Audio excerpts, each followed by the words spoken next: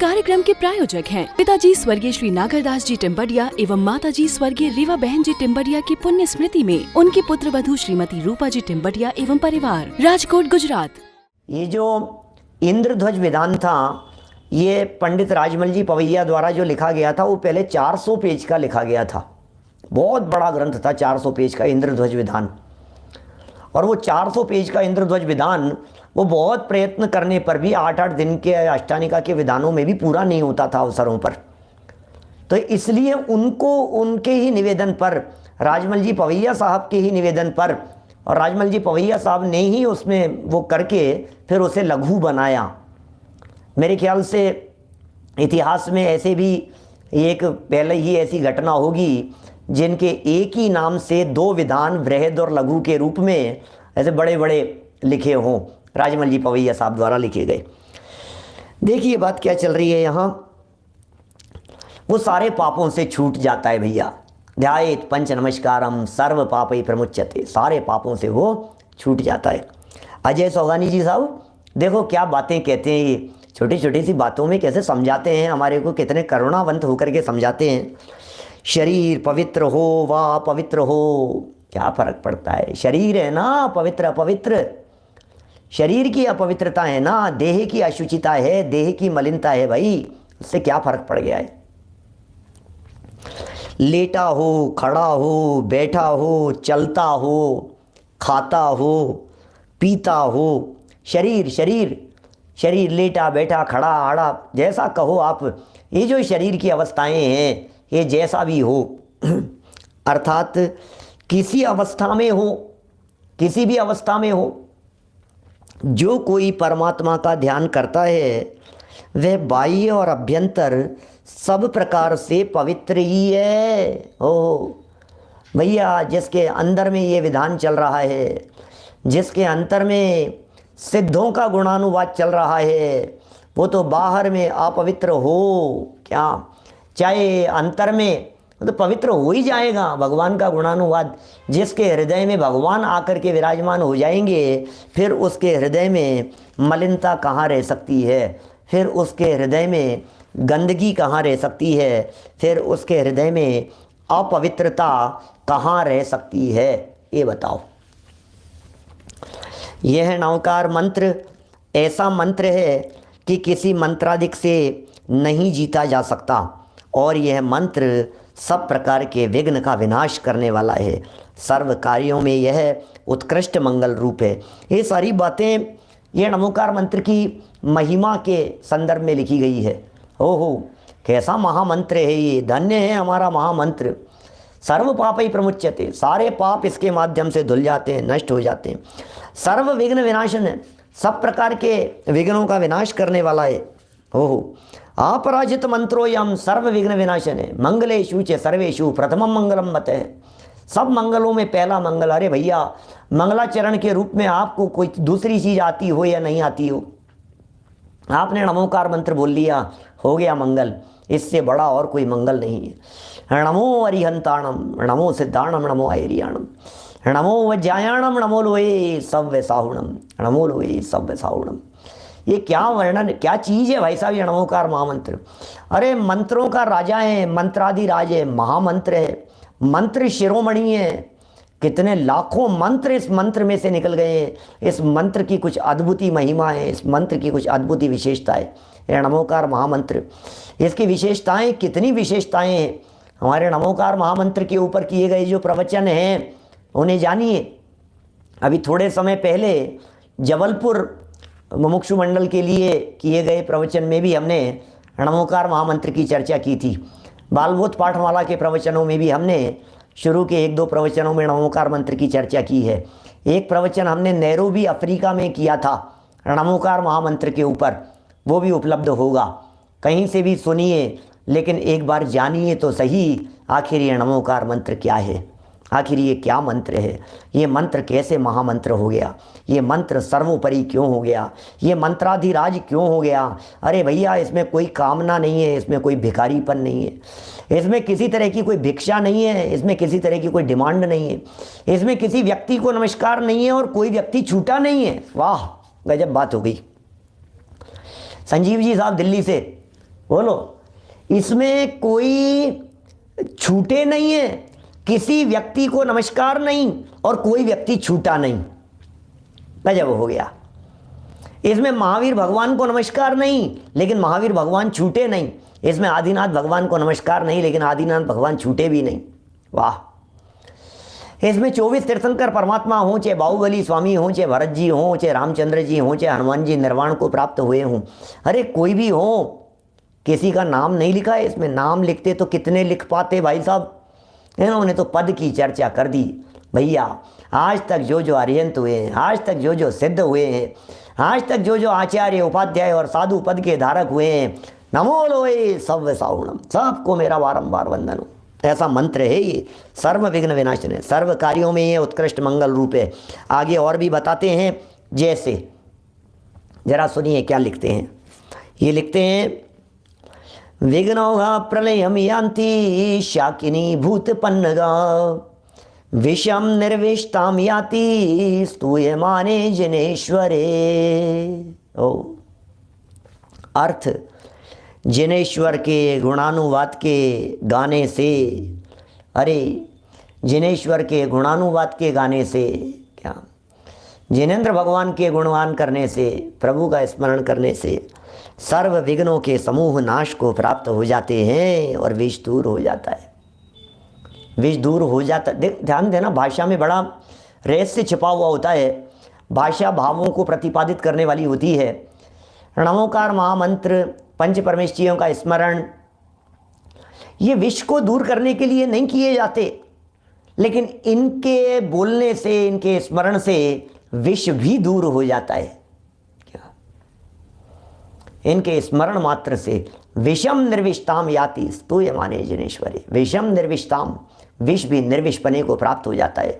जहर भी उतर जाता है भाई साहब, जहर नहीं बचा, जहर से परे हो गए, सारा जहर उतर जाए। अरे भैया, ये वो परमात्मा है जिनकी वाणी हृदय में उतर जावे तो अनादि मिथ्यात्व रूपी जहर नहीं टिकता है। इस बाहरी जहर की क्या बात करें, ओह, इस बाहरी जहर की क्या बात करें। ये जहर जहर ही नहीं है जिसे आप जहर कह रहे हो, तो नकली है।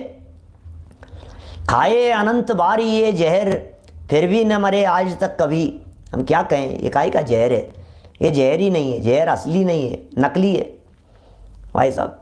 एक दिन ऐसी सच्ची घटना कहीं किसी ने कोई सुनाई, क्या बाजार से जहर खरीद करके खाए और धन्य है आज के इस देश की मिलावट को कि जहाँ जहर भी असली नहीं मिला, नकली जहर मिला, इसलिए जान बच गई। क्या यदि ये मिलावट नहीं होती तो शायद आज हम जिंदा नहीं होते। अरे जिसे आप जहर समझ रहे हैं, ये जहर भी असली नहीं है। असली जहर तो मिथ्यात्व का जहर है, वो जहर उतर जाता है, वो मिथ्यात्व रूपी जहर उतर जाता है। समूह नाश हो जाते हैं, विघ्नों के समूह नाश हो जाते हैं। विघ्न बचते ही नहीं है, सर्व विघ्न विनाशन है। सब प्रकार के विघ्न विनाश को प्राप्त हो जाते हैं। इस प्रकार की गाढ़ श्रद्धा पहले थी, पहले हुआ करती थी ऐसी गाढ़ श्रद्धा।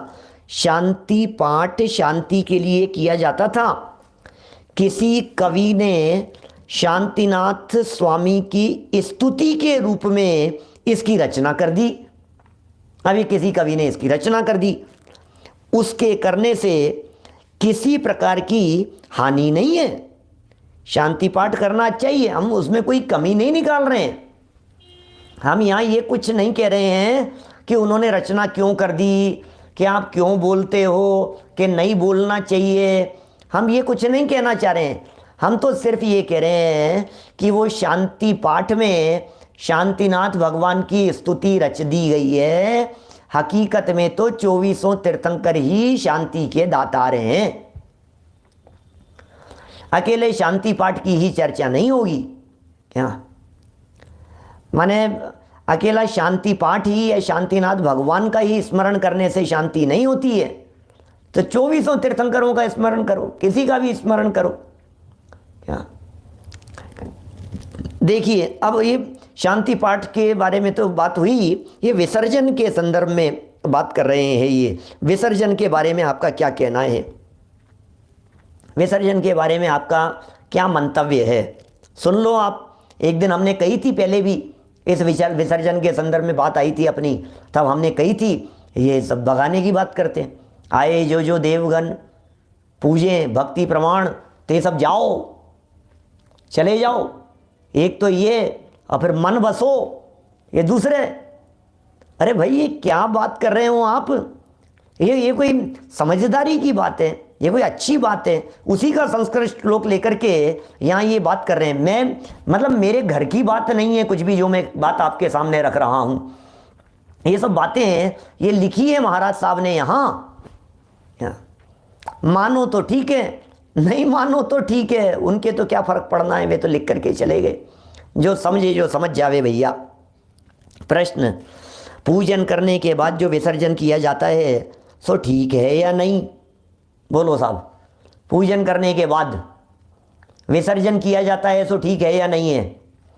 देखो शांति पाठ के बारे में तो कह दिया आप करते हो तो ठीक है, अब हम क्या कहें उसके बारे में, लेकिन समझ तो लो कम से कम।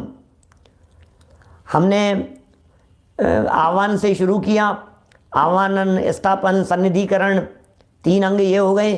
फिर अष्ट द्रव्य से कर ली अपन ने पूजन। अब पूजन के बाद में बोला शांति पाठ, महार्घ बोल करके। वो वास्तव में महार्घ की भी कोई कहानी कुछ इसलिए है महार्घ कि दूसरे दूसरे अर्घ आप मत चढ़ाओ सारे, इसलिए महार्घ बोला जाता है। किसी के प्रति विशेष भावना आपके मन में है तो आपने अर्घ चढ़ा लिया, लेकिन ये भी अर्घ चढ़ाओ, फिर ये भी अर्घ चढ़ाओ, फिर ये भी अर्घ चढ़ाओ, फिर ये भी चढ़ाओ, फिर ये भी चढ़ाओ, फिर ये भी नहीं, ये नहीं चढ़ाया, नहीं ये नहीं, फिर तुम महार्घ के अंदर क्या बोल रहे हो? महार्घ होता ही इसलिए है सर्व पूज्य पदेभ्यो, बस हाथ जोड़ लिए हमने, इसका नाम है महार्घ।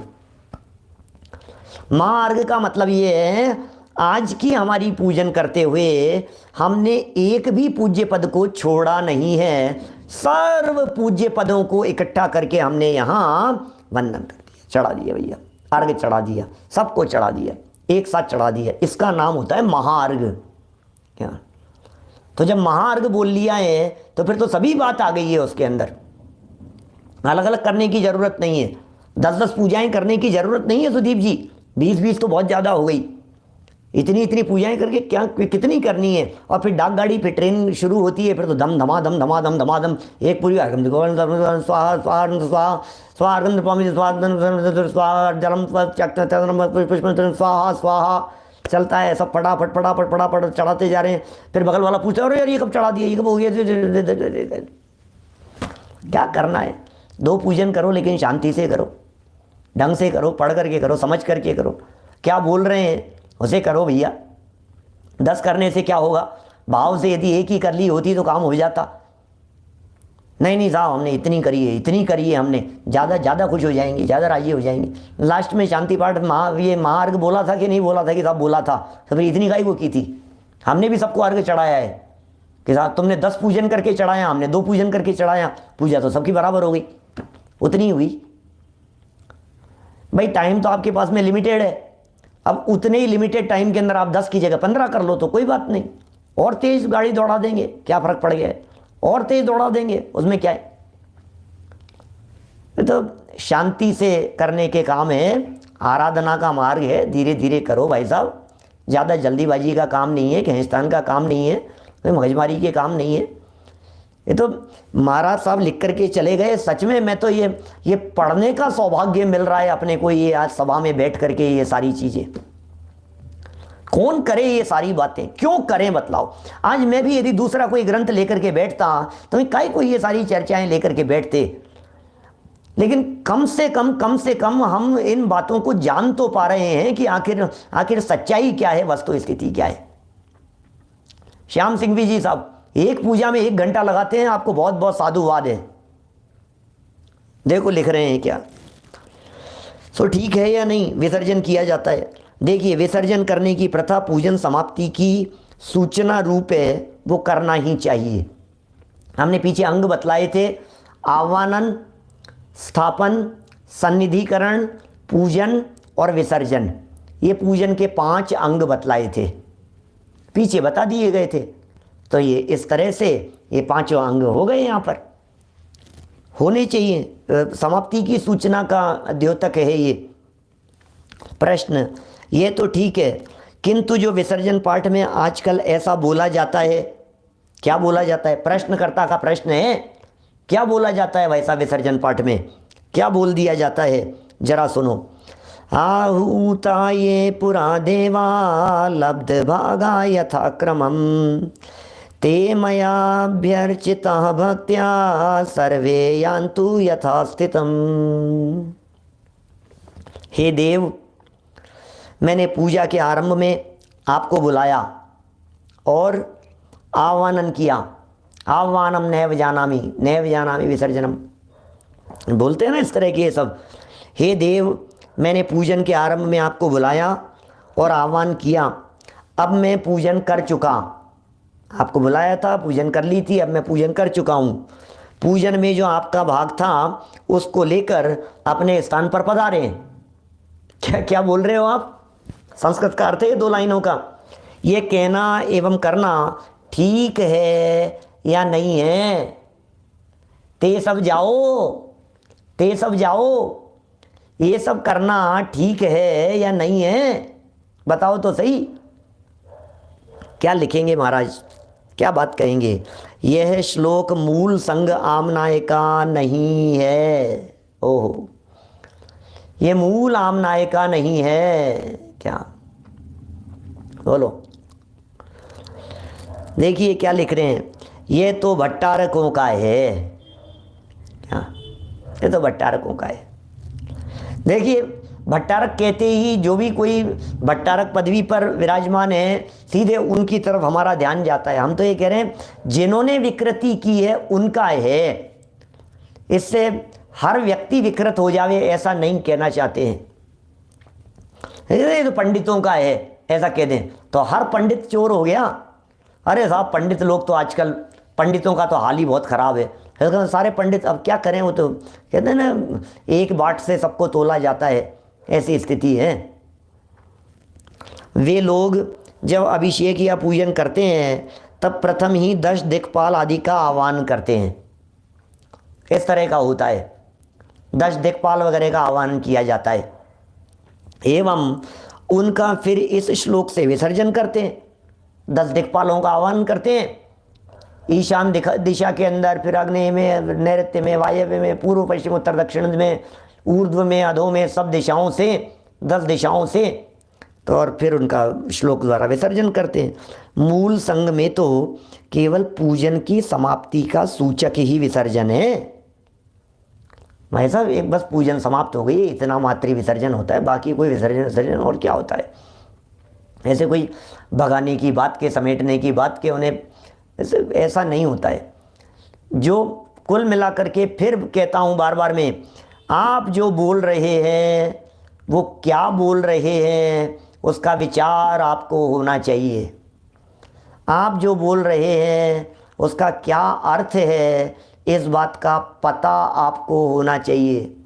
आप जो बोल रहे हैं उस बोलने में क्या भाव निकलता है या उसके क्या अर्थ होते हैं, इन सब का यदि पता नहीं होगा तो फिर तो तोता रटन जैसी स्थिति है। फिर तो चलती है जो चल रही है ना। पूजन की समाप्ति का सूचक ही विसर्जन है। भट्टारक लोग अपने मंदिरों में क्षेत्रपाल, पद्मावती आदि देवताओं की स्थापना भी करते हैं। ये सब इस तरह की परंपराएं चलती हैं, कई जगह पर चलती हैं, देश में चलती हैं, जगह जगह इस तरह की परंपराएं चलती हैं। तो ये कहते हैं देवताओं की स्थापना भी करते हैं। इस श्लोक को बोलकर पूजन समाप्ति करना भी ठीक नहीं है।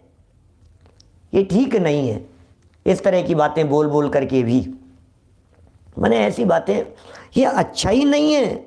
देखो लिखा है आगे, अगला वाक्य सुनना जरा। ऐसा करने से देवादि देवों का अनादर समझा जाता है। बोलो, कितनी बड़ी चूक कर रहे हैं। देवादि देव तीर्थंकरों का अनादर कर रहे हो आप, उन्हें वापस जाने के लिए कह रहे हो। मैंने एक दिन पीछे जब प्रकरण इस तरह का आया था, इससे रिलेटेड थोड़ा बहुत प्रकरण था, तो मैंने ये बात कही थी, कितनी शर्मसार बात होती है किसी व्यक्ति से ये कहना कि आप कब जाओगे, ये पूछ लेना। कोई विद्वान आपके यहाँ आकर के रुके और पंडित जी से आपने ये पूछ लिया। कई बार हमने देखा, छोटे बच्चे होते हैं ना, 2-4 साल के बच्चे, पंडित जी आप कब जाओगे, तो घर के बड़े डांट देते हैं, नहीं बेटा ऐसा नहीं पूछा जाता है कि आप कब जाओगे, जाने के बारे में ऐसे नहीं बोला जाता है। ये पूछ लेना ये अच्छे सज्जन लोगों की निशानी नहीं है। ये कितने लिख रहे हैं, ये ऐसा करने से देवादिदेवों का अनादर समझा जाता है, क्योंकि जब अपने द्वार पर कोई पूज्य पुरुष आवे तो हर्ष होता है। इससे ऐसा कोई पुरुष नहीं कहता कि आप चले जाइए। ये कोई कहा जाता है कि आप चले जाइए? कितना कैसे लिख रहे हैं, ये क्या लिख रहे हैं महाराज साहब। जब अपने द्वार पर कोई पूज्य पुरुष आवे तो हर्ष होता है। पूज्य आवे, बड़े आवे, मेहमान आवे, सज्जन आवे, कोई भी आवे, विद्वान आवे, तो उससे ऐसा कोई पुरुष नहीं कहता कि अब चले जाइए। ऐसा कहने से आने वाले को दुख होता है। ये जगत का स्वरूप है, ये लोक रीति है जो यहाँ ये कह रहे हैं। जब लौकिक में ऐसा नहीं होता है, घर गृहस्थी में, परिवारों में इस तरह का नहीं होता है, तो फिर पूजन में इस तरह का करना। अत्र अवतर अवतर संभोषितावाननम, अत्र तिष्ठ तिष्ठ ठेठ स्थापनम, अत्र मम सन्निहितो भव भव वसट, अत्र मम सन्निहितो क्या, अत्र मम सन्निहितो भव भव वसट। अब दूर भगत भटक, निकालो उनको, अत्र अपने हृदय में बसाया, बाहर निकालो उनको। फिर थे बैठे थे, दूर भगाओ उनको, दूर करो, फिर भी जाओ जाओ तुम जाओ यहाँ से, सब जाओ यहाँ से। ऐसा होता है क्या? ये सब कैसे होगा? फिर मैंने इसके बारे में भी कहा था, ते सब मेरे मन बसो।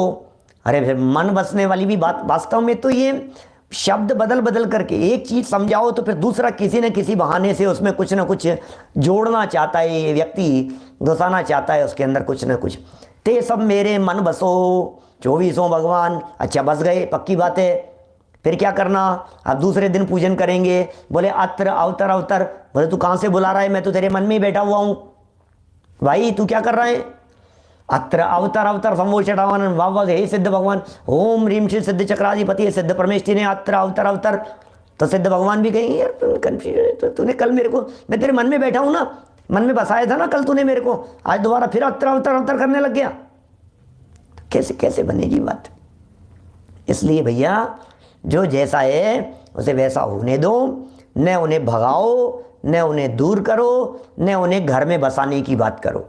पूजन हो रही थी, पूजन पद्धति थी, आए सहज आवानन स्थापन सन्निधिकरण हुआ। अब जो जैसा भी होगा दूसरे दिन फिर आवानन स्थापन सन्निधिकरण करेंगे। ऐसा है सीधा सीधा। देखो क्या करें, ऐसी रीति संसार में प्रचलित नहीं है। कैसी रीति? कि आप चले जाइए, ये रीति प्रचलित नहीं है। फिर कह रहे हैं मोक्ष मार्ग में ऐसी रीति चलानी सिद्धांत से विरुद्ध है। यदि आपने इस रीति को चलाया या आप इस तरह की परंपरा चला रहे हैं तो ये सारी रीतियां, ये सब सिद्धांत के विरुद्ध है। अतः इस श्लोक का विसर्जन में उपयोग करना समुचित नहीं है। भाई साहब शांति पाठ की बात भी कह दी और विसर्जन के संदर्भ में भी ये बात कह दी। आप जिस श्लोक का विसर्जन पाठ में उपयोग कर रहे हो, ये उपयोग करना समुचित माने ठीक नहीं है, उचित नहीं है। ऐसा कहना तथा करना अर्थात उल्लिखित पद्य बोलकर श्री जिनेंद्र देव का विसर्जन करना पाप बंध का कारण है। इस कार्यक्रम के प्रायोजक हैं पिताजी स्वर्गीय श्री नागरदास जी टिम्बडिया एवं माताजी स्वर्गीय रीवा बहन जी टिम्बडिया की पुण्य स्मृति में उनकी पुत्र वधू श्रीमती रूपा जी टिम्बडिया एवं परिवार, राजकोट गुजरात।